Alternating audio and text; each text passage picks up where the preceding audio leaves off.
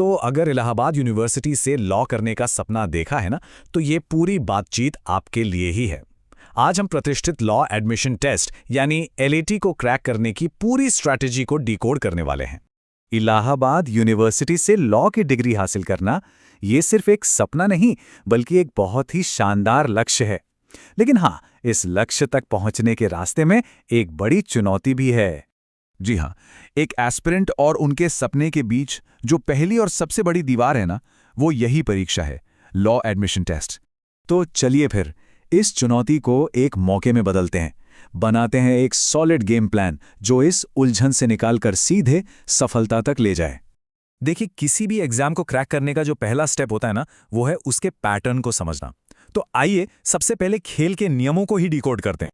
तो सबसे पहले बात करते हैं सवालों की संख्या की। कुल 150 मल्टीपल चॉइस सवालों का सामना करना होगा। और हाँ, हर एक सवाल फाइनल स्कोर के लिए बहुत कीमती है। अब ये जो 150 सवाल हैं, ये कुल 300 नंबर के हैं। मतलब हिसाब सीधा है, हर सही जवाब आपको 2 नंबर दिलाएगा, जो आपको मेरिट लिस्ट में ऊपर ले जाने में मदद करेगा। और हाँ, टाइम सबसे कीमती चीज है यहाँ। इन 150 सवालों को हल करने के लिए कुल 120 मिनट यानी ठीक 2 घंटे का वक्त मिलेगा। मतलब स्पीड और एक्यूरेसी दोनों का खेल है। और अब आता है असली गेम चेंजर। कोई नेगेटिव मार्किंग नहीं है। इसका मतलब एकदम साफ है, बिना डरे हर सवाल का जवाब दिया जा सकता है। कोई भी सवाल छोड़ना यहां समझदारी नहीं होगी। ठीक है, पैटर्न समझ आ गया। अब आगे बढ़ते हैं और देखते हैं कि भाई पढ़ना क्या है।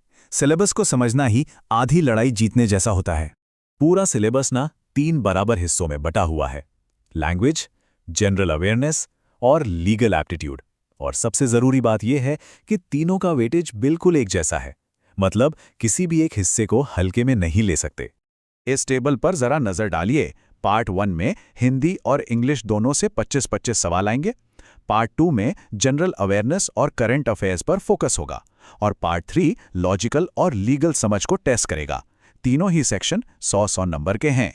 सिर्फ एग्जाम पास कर लेना ही काफी नहीं होता है ना। एडमिशन के लिए तो उस स्कोर तक पहुंचना पड़ेगा जो बाकियों से आगे ले जाए। आइए क्वालिफाइंग मार्क्स और कट ऑफ के बीच का फर्क समझते हैं। तो इस बात को अच्छे से समझ लीजिए। क्वालिफाइंग मार्क्स वो तो बस काउंसलिंग में बैठने का एक एंट्री टिकट है, जैसे जनरल के लिए करीब 165 नंबर। लेकिन कट ऑफ स्कोर वो है असली चीज, जिससे मेन कैंपस में सीट मिलती है।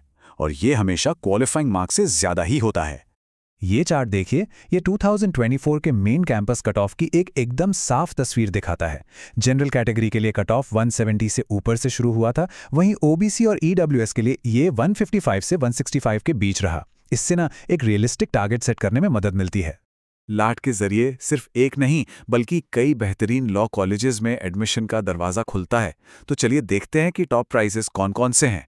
लिस्ट में सबसे ऊपर जाहिर है मेन कैंपस है, जो हर किसी का सपना होता है।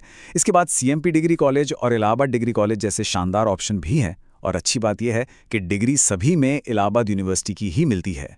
तो अब घूम फिर कर सवाल उसी एक नंबर पर आता है, वो मैजिकल स्कोर क्या है जो मेन कैंपस का गेट पास दिला सकता है।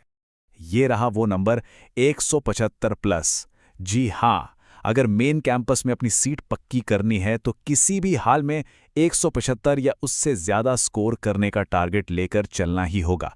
ये एक सेफ और विनिंग स्कोर है। तो अब गेम प्लान क्लियर है, टारगेट भी सेट है, लेकिन असली सवाल तो यह है कि अब आगे क्या? इस जानकारी को असल तैयारी में कैसे बदला जाए?